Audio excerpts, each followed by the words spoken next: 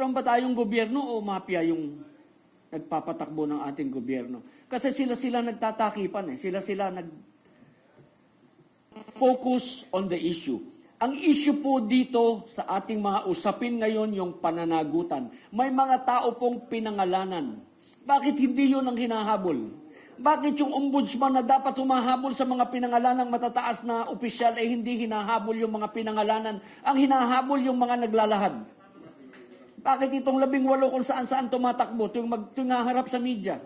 Kahapon, pumarap sa inyo para madinig ng bayan ang kanilang sasabihin. Natapos ba? Hindi. Kasi na-compromise yung lugar.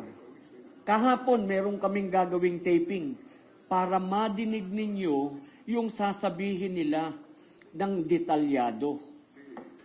Tumakbo kami 3 lugar eh. 3 beses kaming nagpalit ng venue because nako-compromise yung aming lugar.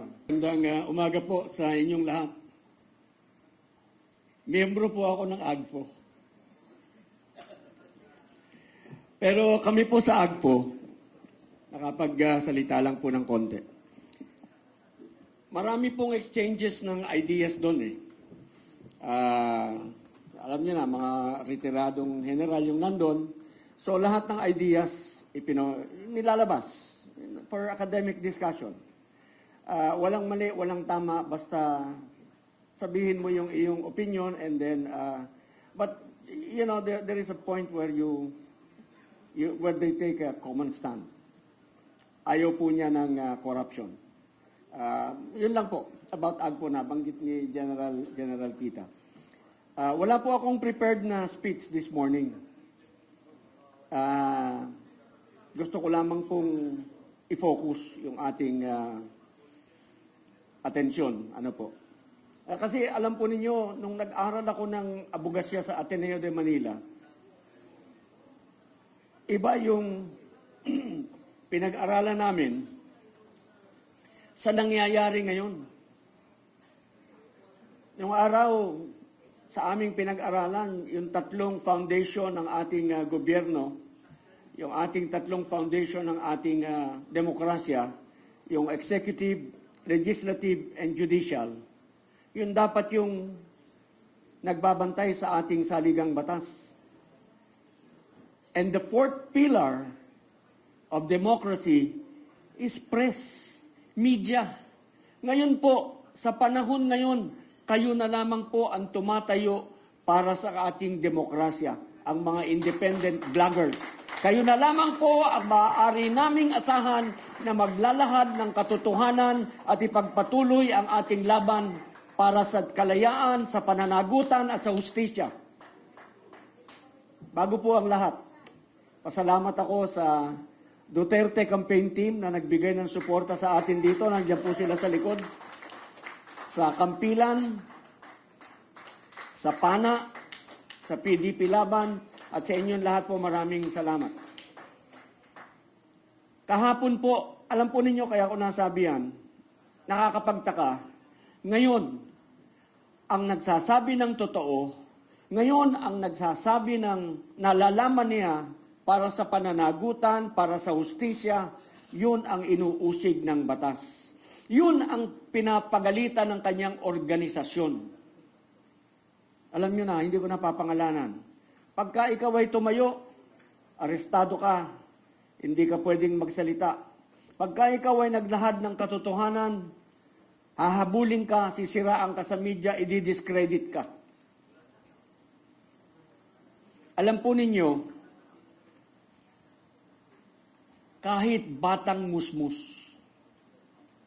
pagka yan ay naka-witness ng isang bagay at yung kanyang na-witness ay kaya niyang ilahad sa korte, sa hukuman, yung pong batang musmus na yon ay credible witness. Hindi po siya madidisqualify dahil lamang sa siya ay batang musmus. Let us take it to the extreme. I take this against advisement. Sabi sa akin, General, maging gender conscious ka. Pero I'm not being sexist, I'm not being ano. Ang sabi ko po kasi, na isang example ko, pagka dinidiscredit mo yung mga witnesses, katulad nitong ating mga 18, Sabihin na natin 20 yan. Sama na natin si Colonel Grijaldo ng pulis. 21 po yan. Pag dinidiscredit nila, kesyo, yung kay Gutesa, hindi raw tama ang pagnotaryo. Ano ngayon? Okay? Ito daw, 18, nag-awol, na-dismiss. Dishonorable discharge. Ano ngayon? Yun namang pagkaka-dishonorable discharge, may kwento yan. At hindi lahat ng dishonorable discharge, dishonorable. Situational, you have to get into the bottom of it. But that, again, is not the issue. Merong dishonorable kasi naawol bakit naawol? Hindi po ako nakabalik agad pagkatapos ng aking leave dahil may sakit pa po ang nanay ko. Pagkatapos po nung gumaling ang nanay ko, dinala ko yung anak ko sa ospital at kailangan ko rin pong bantayan. Di lagpas na yung time mo para ikaw ay mag-report. 5 days, 7 days, awol ka na. Hindi mo na naasikaso kasi meron ka pang mga ibang problema, dishonorable ka na. Kasalanan ba niya yun? Yung ba derogatory, yung ba hindi, yung ba incriminating, hindi. Dahil sinasabi natin, focus on the issue. Ang issue po dito sa ating mga usapin ngayon, yung pananagutan. May mga tao pong pinangalanan. Bakit hindi yun ang hinahabol? Bakit yung ombudsman na dapat humahabol sa mga pinangalanang matataas na opisyal hindi hinahabol yung mga pinangalanan? Ang hinahabol yung mga naglalahad. Bakit itong 18 kung saan-saan tumatakbo, tuwing harap sa media? Kahapon, humarap sa inyo para madinig ng bayan ang kanilang sasabihin. Natapos ba? Hindi. Kasi na-compromise yung lugar. Kahapon, meron kaming gagawing taping para madinig ninyo yung sasabihin nila ng detalyado. Tumakbo kami 3 lugar 3 beses kaming nagpalit ng venue because nako-compromise yung aming lugar.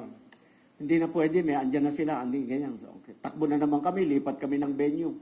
Hanggang sa hindi natuloy. Pero ang sa amin lamang gustong gawin, wala kaming gustong siraan. Wala kaming gustong papangitin sa paningin ng kahit sino man. Ang intensyon lamang po namin ay papanagutin ang mga dapat managot dahil yan po ang nakasaad sa ating saligang batas. Ang UPI po, ang United People's Initiative, isa lamang po ang pinapanigan ng UPI Movement Inc. Yan po ang pangalan namin, UPI Movement Inc. Ang saligang batas.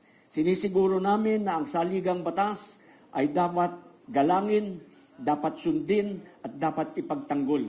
Ngayon po ang ating saligang batas ay masyado nang nagagahasa, masyado nang nayuyurakat, masyado nang nasasalbahe. Hindi na po natin ginagalang, hindi na po ginagalang ng mga nakaposisyon sa gobyerno. Nakapagtataka po, meron nga pong nagtatanong, hindi ako sila nagtatanong, I quote, meron ba tayong gobyerno o mafia yung nagpapatakbo ng ating gobyerno? Kasi sila nagtatakipan sila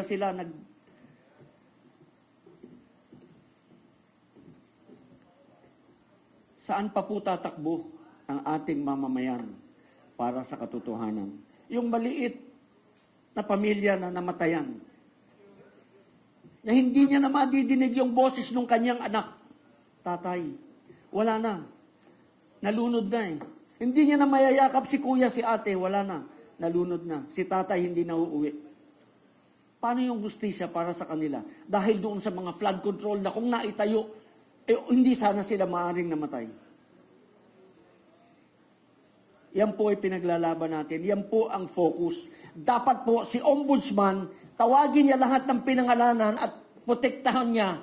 Itong 18, hindi yung 18 ang uusigin niya, hindi yung 18 ang sasabihin niya. Wala kayong kwenta mga sundalo dahil kayo discredited, si Senator Lacson sinabi, merong isa hindi naman mga dishonorable discharge yan. Yung isa reservist. Ano ngayon? That is not the issue. The issue, ladies and gentlemen, pagka ganyan, magkaisa-isa tayo, usigin natin ang usigin hanggang sa, ewan ko, wala na yatang hiya sa kanilang mga anak. Can you face your child in the morning during breakfast? Kung ganyan ang paninindigan mo sa bayan at nadidinig ng Si Saldi kaya nagbago yun, inusig ng anak eh. Hindi niya kaya yung pag-uusig ng anak niya. Na tatay, hindi ko alam, ikaw pala ganyan, ang tagal na kitang iniidolo. I don't know about this, guys. So yun lang po. Mga kasama, huwag po kayong magbabago. Alam po ninyo, isa-isa na lang. Sabi nila, walang bisa yung kanilang statement nung 18 kasi joint affidavit. Okay? Dapat daw isa-isa. Gusto ni Boying isa-isa para isa-isa kaya niyang bilhin. Okay?